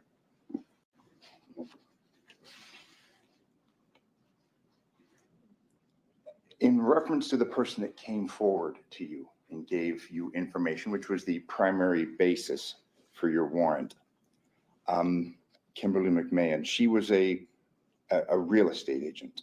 Yes, But at the time that these solicitations that she claimed occurred between herself and Mr. Telles, she was actually a lieutenant of the Las Vegas Metropolitan Police Department. around the same time. I don't know the exact dates, but yes, around the same time. Okay, and if I were to tell you that it's my understanding that she was, would you have any reason to disagree with me? No. Okay. You had testified that while Mr. Telles has been exonerated, and let me ask you this, your investigation concerning Mr. Telles and these allegations against Mr. Telles concerning this kickback scheme, he was never notified, correct? Correct. So, up until your testimony today, he did not receive a phone call, he hasn't received a letter, anything of that nature to inform him that your investigation was complete and that you found no wrongdoing concerning the allegations that you were involved in. I did not interview him, reference it, and it's not typical to let people know that Okay, they're subject of investigation. fair enough. Would you agree with me that based upon this investigation that he conducted, an independent investigation, and provide you documentation concerning, you began and continued investigation for several months concerning Compass Realty and other actors? Yes, I did. And you ultimately submitted the evidence that you confirmed and built upon that was received from him, you submitted that to the district attorney's office. It was a conversation with the district attorney's office. There's no formal submission or anything along those lines.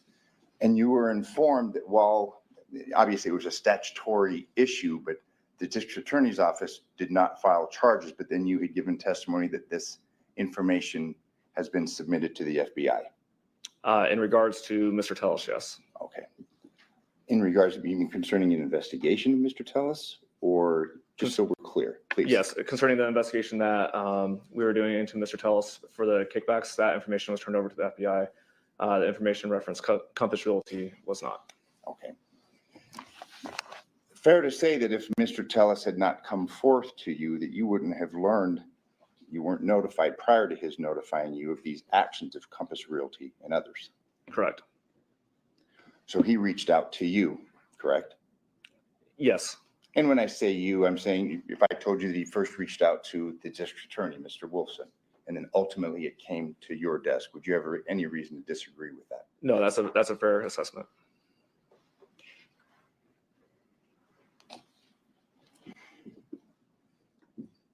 You reached out to Detective Gaddis on September 4th of 2022, correct? Detective Gaddis and I had a conversation before, since the murder occurred, up until his arrest. So you had reached out, and if I told you it was contained within an officer's report authored by Detective Gaddis, do you have a reason to disagree with me? No, I wouldn't. So you'd agree that you reached out to Detective Gaddis to inform Detective Gaddis that you had information that you felt would implicate Mr. Telles in a murder?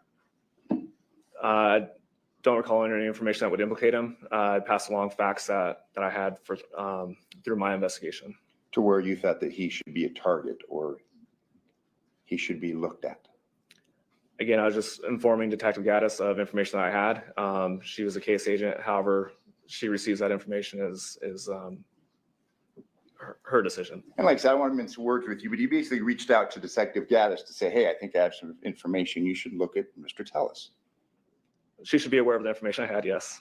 Okay.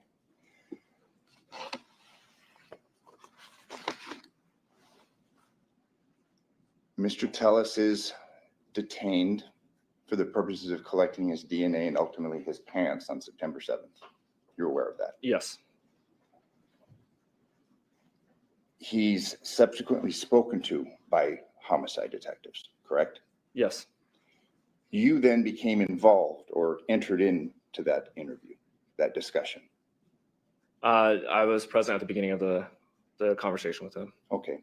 And there was a discussion that you had with him concerning an investigation or other matters concerning you and him, correct? Yes, we had conversation.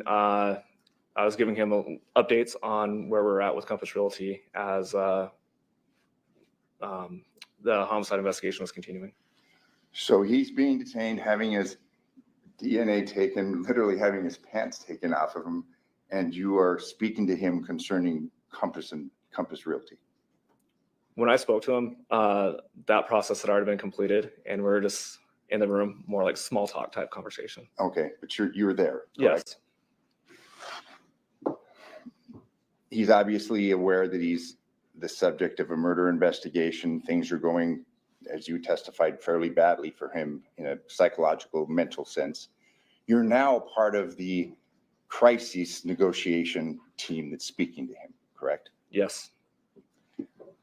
And then following his emergence from his residence, you then are in the ambulance with Mr. Telles, correct?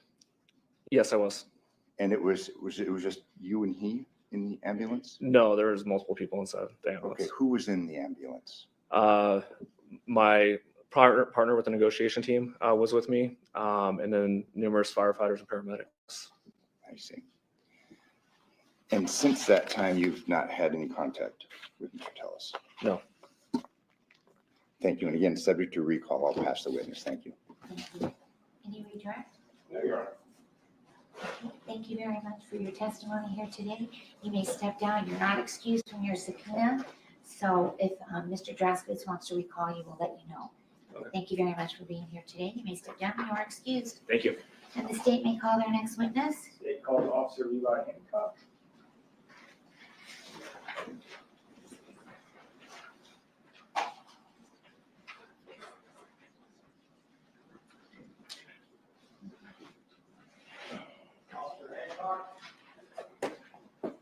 Guess they're not done.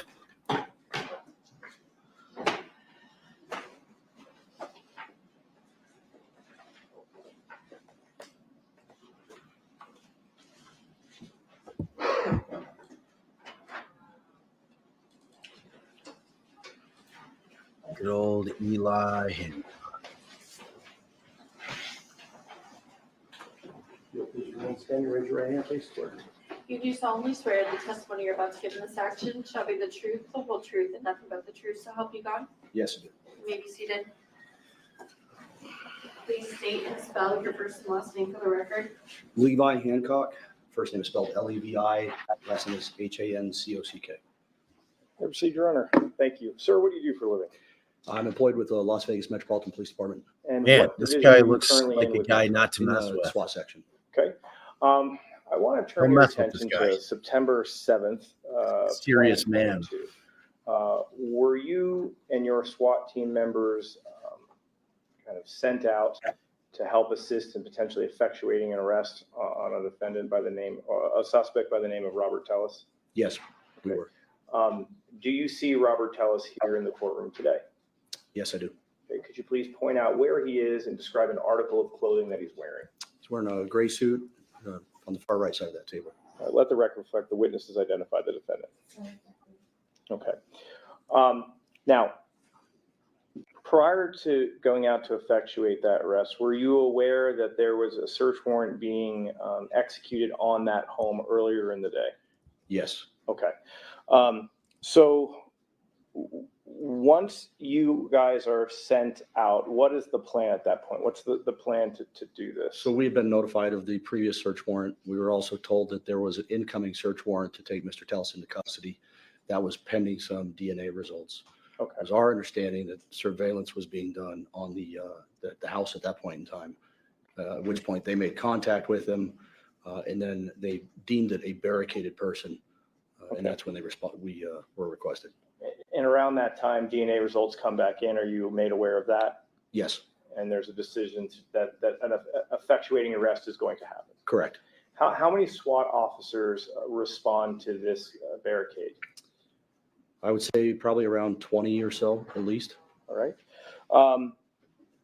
Where were you, let me ask you this. When, let's say you're dealing with a resident, are sides of the home given a number? Yes, they are. What is that? How does that work in your? So if you're in your facing a platform? residence, to the left of it would be the 2 side. The rear was what we call the 3 side, and then to the right of it would be the 4 side, And the front would be? the 1 side. All right. So, were you assigned a particular side of the house? Yes, it was red team was actually the primary team that day, and I work on blue team. They put a request out for additional personnel, and I was assigned to work on the 3 side of the building. So that's the back part. That's of the house. back, correct. And I don't want to assume, but it sounds as if maybe there are officers maybe on all sides of the house. Would that be fair? Yes, it's completely surrounded. Okay. So are there efforts, as far as you know, to communicate with Mr. Telles to see if he would come out on his own? Yes, prior to our arrival was our understanding, at least the communication that had been put out, was that they were on the phone with him and that he had made the refusal to come out of the residence. Do you know roughly how long people talked with Mr. Telles? It was well more than an hour, Okay. if not closer to 2. All right. Ultimately, are you able, does the SWAT team enter the home?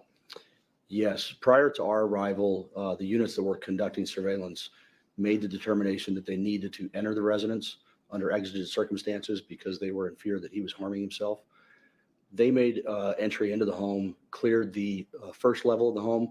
That's the point when SWAT assets started to arrive and took over inside the home. And based on what you learned, where did you believe Mr. Telles was located in the house? You said you secured the first floor. Where did you believe he was located? So it was relayed to us. We also put out snipers, so they provide intelligence and overwatch for us. They had seen some movement on the second floor of the one side. If you're facing the home, the very first window, it appeared to be some block windows, but they could see some movement, some hand movement gestures coming from that bathroom. Okay. Is there a decision made to make your way up the stairs to the second floor? Yes. Prior to that, we used robotics and a drone. Why are those helpful? Well, we don't want to rush into any type of situation and put ourselves in a position where, unfortunately, we encounter a lot of individuals that try and go suicide by cop. So we want to identify somebody, try and isolate them, establish communication with them, and have a peaceful resolution. Okay. So do the robots and the drones establish visual on the defendant? Yes, the robot came in first, ascended the stairs, and actually proceeded into the master bedroom, which is on the one side of the second floor. Okay, so the front side of the house. The front side of the house, yes. I'm learning. Okay, so the robot gets visual. How about the drone? Does it establish visual as well? Yeah, the robot actually made its way into the master bedroom. There was quite a bit of clutter in the bedroom, so it couldn't really proceed much further. Soon after that, the drone came in, flew into that bedroom, and identified Mr. TELLES in the bathtub. Okay, so he's in the bathtub according to the visuals that you got. Yes. Okay, so what happens next? It was relayed to us as the drone flew in. And again, the robots have the ability to establish communications with the person. They relayed to us over the radio that Mr. TELLES had appeared to drop a knife outside of the bathtub, meaning that he was potentially unarmed at that point. They identified that he was covered in blood and potentially had some self-inflicted wounds on him. Do you and your team make your way up the stairs to the bathroom? Yes, that's correct. Okay, when you reach the bathroom, what do you see and what do you do at that point? I was the first person in the bathroom operating the shield. We established verbal communication with him, told him, "Let me see your hands." He made some gesture like he said, if he did have a weapon, I believe I said, drop the knife or drop whatever you may have. He made some gesture that it was outside of the bathtub. I could definitively clear his hands at that point, which we proceeded forward to remove him from the bathtub. Okay. Are you successful in removing him from the bathtub? Yes. Once removed from the bathtub, do you provide any sort of immediate assistance medically to Mr. TELLES? Yes, we extracted him from the bathtub and pulled him out into the main floor space of the master bedroom so we could at least start to render some medical aid. We're fortunate enough to have what's called a tactical emergency medical team with us. So we have commissioned officers that are EMTs, and then we have physicians that volunteer their time. So we had a physician on site along with two EMTs that came in along with myself to provide medical aid to Mr. TELLES. So essentially the three of you provide medical aid, is that correct? Yes, four of us. Four of you. Yes. What about the rest of those SWAT members? Do they stick around, or are they kind of sent downstairs? What happened? No, they were sent to just to make sure the rest of the residence was clear and then just get out of the way. Okay. After providing medical assistance on the second floor, where do you take Mr. TELLES? We wrapped him in a sheet so we could ascend him down the stairs, and then he was placed on a gurney, at which point he was taken out to medical. At the time that you performed all of these actions, were you wearing anything to record things that you had seen or experienced while inside the house? Yes, we're assigned a body-worn camera, which is worn on my helmet. Prior to coming here today, have you had a chance to review that body-worn footage? Yes. At this time, we are going to play Officer Hancock's body-worn camera. It is found within Exhibit States 344. It's been admitted already.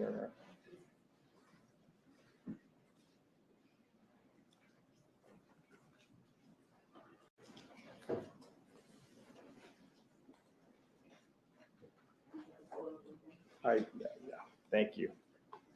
Hold on. Okay. I'm just going to stop it right here. Do you recognize what we're looking at here? Yes, that's the stairs that lead up to the second floor of Mr. TELLES' home. Okay, thank you very much.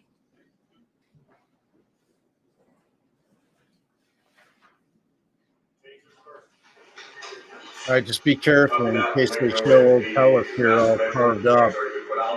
Keep eyes moving, keep eyes on.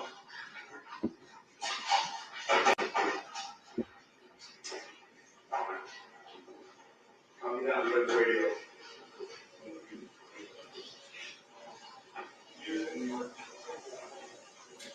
Taser ready.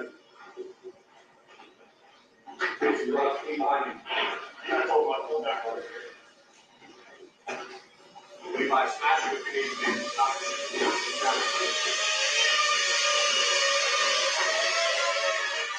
Put your hand. Put your hand.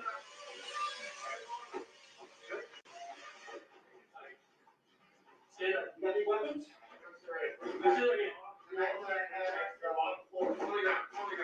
Here. Slide. Hey. There you go. Yep, I got it. Hey, let's pull them out when we can. When you can, leave line over. He's got a lot of wounds. Give me a hole. Make me a hole.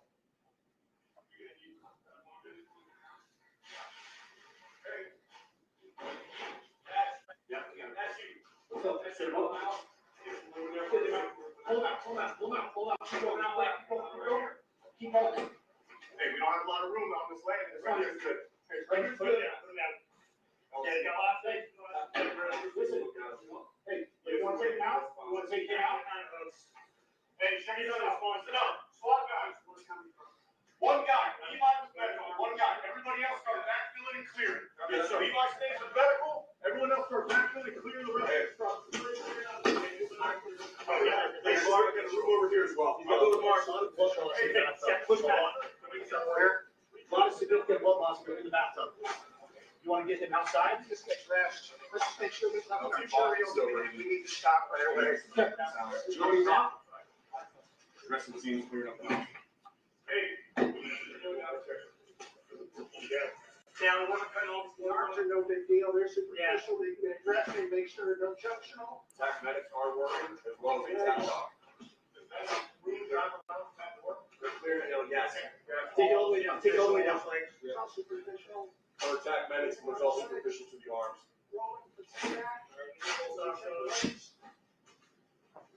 You're gonna get it there. Doc Yancey's gonna be your attack doc.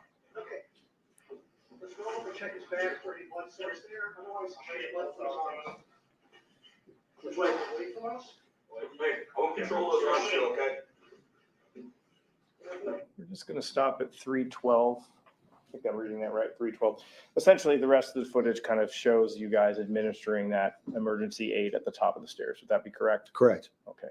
At this time, I have no further questions for the witness. Cross-examination. Just briefly, based on your recollection and the images captured here, it appears that Mr. Telles had lost a substantial amount of blood. Correct. Did you have any indication at this time whether he had ingested drugs or alcohol? I didn't. The attending physician, John Anson, they made the determination that he possibly ingested something. I believe they gave him 2 doses of Narcan. Thank you. I have no further questions. Any direct? No, you're right. Thank you very much for your testimony here today. You may step down. You are excused from your subpoena. Thank you for being here. Yeah.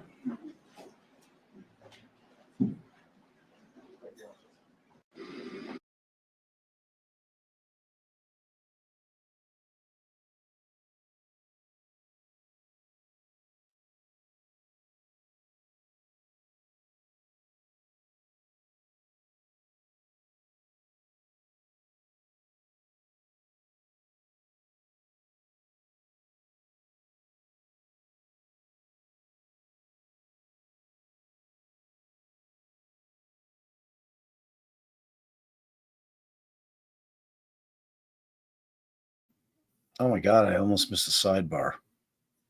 I almost missed. I mean, these are very elusive here. Very, very elusive. That's another J. All right, there we go.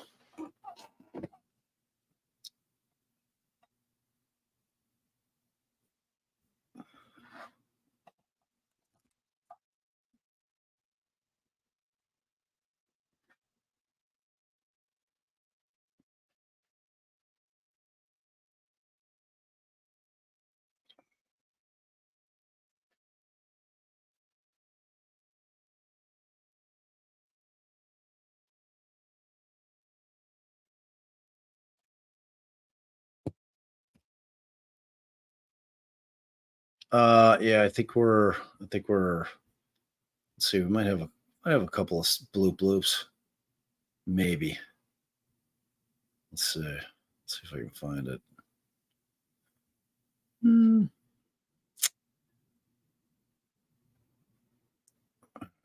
Let's see if I can bloop this shit. Bloop, bloop.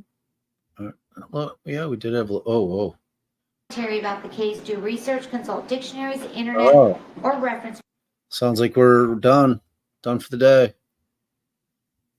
That's what it sounds like. During this recess, you're admonished not to discuss or communicate with anyone, including your fellow jurors. Oh my God, wait, what?